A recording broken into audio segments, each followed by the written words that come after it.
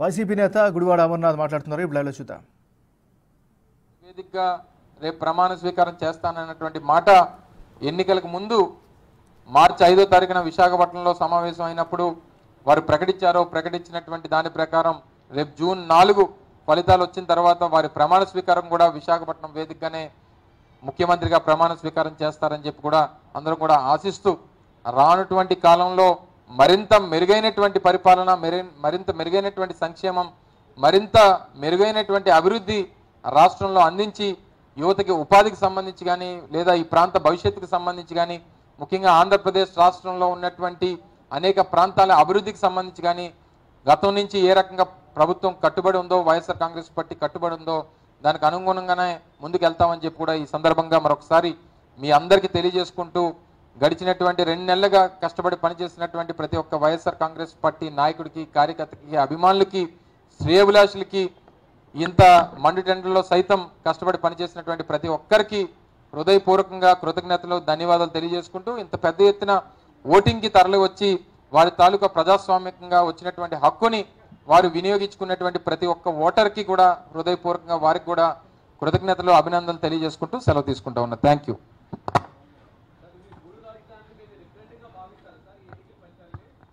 ఆబ్వియస్గా కదా ఫలితాలు ఏ రకంగా వస్తాయో మేము చేసినటువంటి గడిచినటువంటి 5 సంవత్సరాల పరిపాలన, మా తాలూకా విధానాలు, మా తాలూకా నిర్ణయాలు, మా తాలూకా ఆలోచనలకు అనుగుణంగానే రేపు ఫలితాలు. ప్రజాస్వామ్యంలో ఇదే కదా,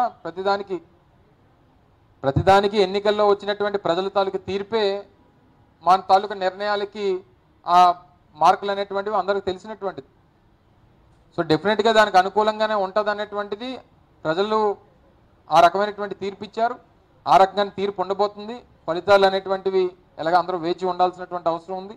సో తప్పకుండా మేము తీసుకున్నటువంటి జగన్మోహన్ రెడ్డి గారు తీసుకున్నటువంటి ప్రతి నిర్ణయానికి, ప్రభుత్వంగా మేము తీసుకున్నటువంటి ప్రతి నిర్ణయానికి, గడిచినటువంటి 5 సంవత్సరాలుగా చేసినటువంటి ప్రతి కార్యక్రమానికి రేపు వచ్చేటువంటి ఫలితాలు ఒక ఏదంటారు ఒక పారామీటర్గా మేము డెఫినెట్గా తీసుకుంటాం. సో దాంట్లో ఏం సెకండ్ థాట్ లేదు.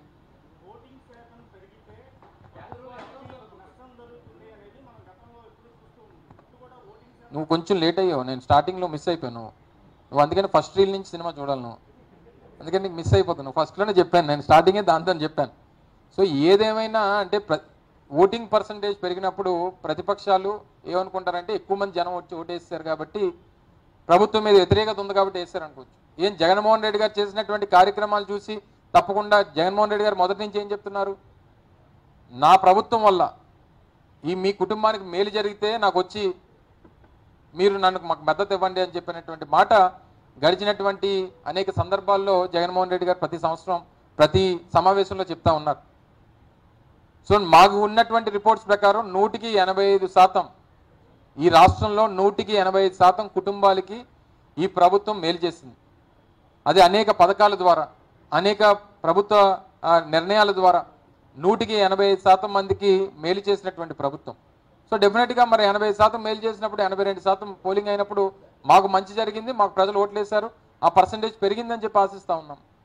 సో డెఫినెట్గా ఆ రకమైనటువంటి ఈ 20 రోజులు గ్యాప్ వచ్చినప్పుడు ప్రతి ఒక్కరూ ఎనలిస్ట్ అయిపోతారు, ప్రతి ఒక్కరూ సలహాలు ఇస్తుంటారు, ప్రతి ఒక్కరూ ఎగ్జిట్ పోల్ చెప్తుంటారు. ఎండ్ ఆఫ్ ద డే మనం 4వ తారీఖు వరకు వేచి ఉండాల్సినటువంటి అవసరం ఉంది. ఫలితాలు అయితే అనుకూలంగా వైఎస్ఆర్ కాంగ్రెస్ పార్టీకి వస్తాయని చెప్పి ఆశిస్తా ఉన్నాం. Thank you very much.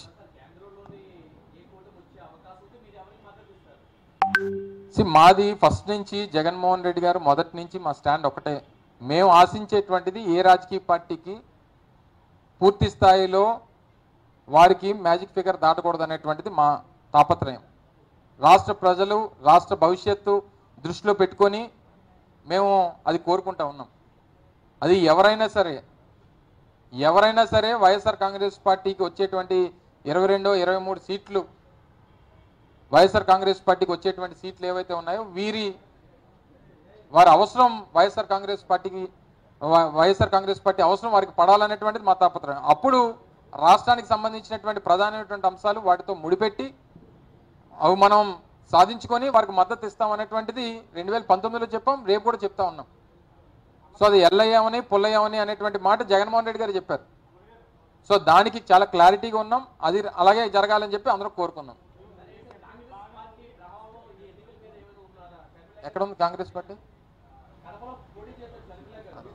పొడి చేసి అందరం కేపాలు పొడి చేశాడు గాజువాకలో.